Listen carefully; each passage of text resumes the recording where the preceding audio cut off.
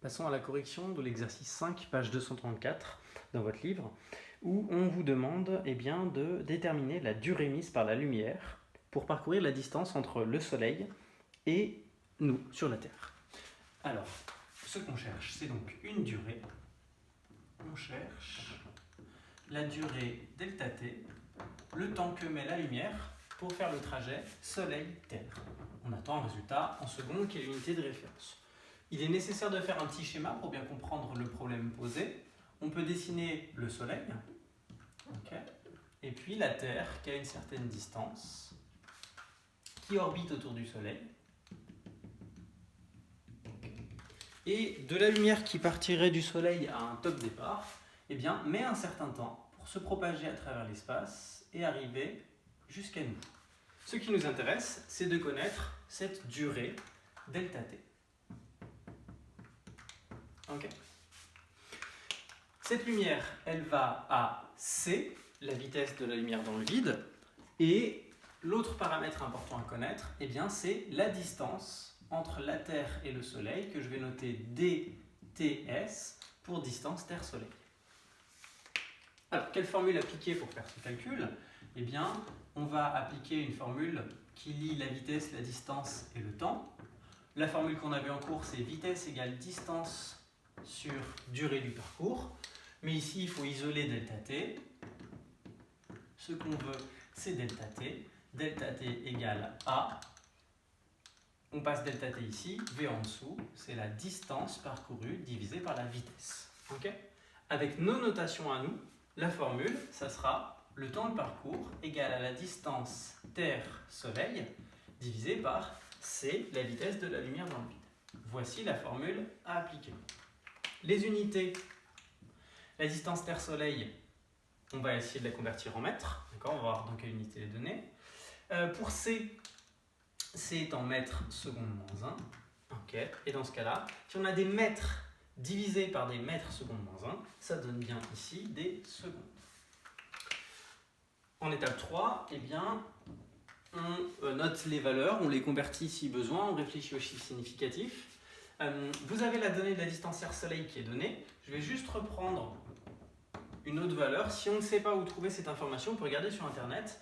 L'information est que la distance Terre-Soleil est en moyenne d'environ 150 millions de kilomètres. Alors, je vous traite ce cas-là pour voir si on se trouve bien le résultat du livre. Si on vous donne cette information-là, il faut être capable de convertir les kilomètres en mètres et puis écrire ça en notation scientifique. 150 millions, c'est 150 fois 10 puissance 6.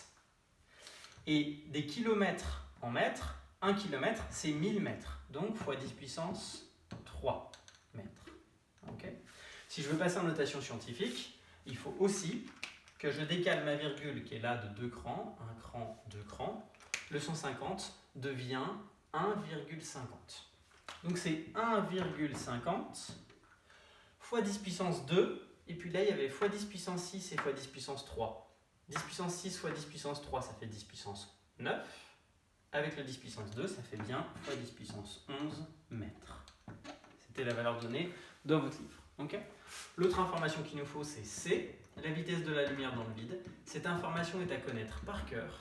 C'est 3,00 fois 10 puissance 8 mètres seconde moins 1. J'insiste, cette valeur est à connaître par cœur. Si on réfléchit 2 secondes sur les chiffres significatifs, on en a 3 ici et 3 ici.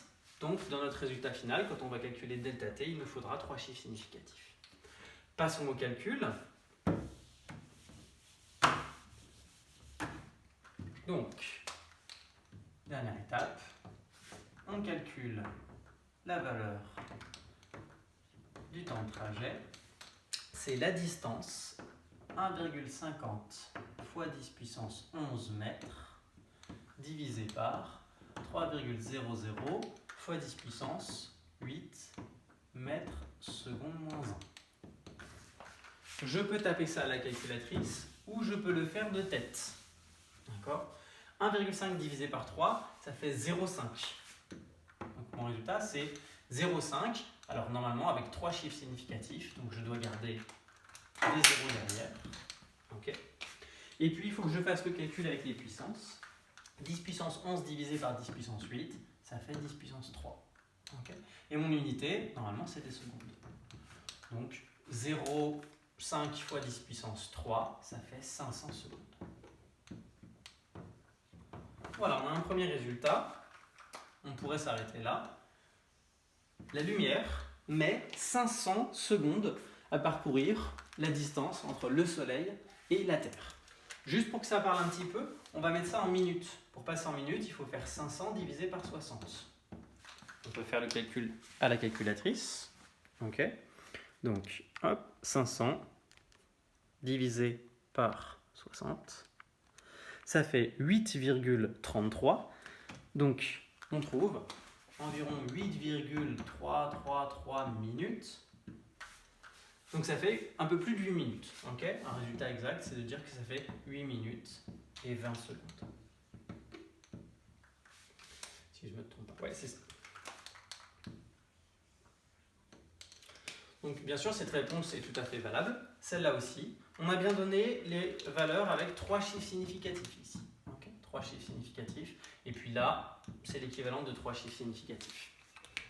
Donc ça veut dire que la lumière met 8 minutes, plus de 8 minutes à parcourir la distance entre le Soleil et la Terre.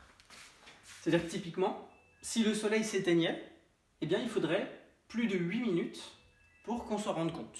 D'accord ? Parce que si le Soleil s'éteint, eh bien, la lumière qu'il avait envoyée avant va encore se propager pendant 8 minutes et 20 secondes pour arriver jusque sur la Terre. Voilà.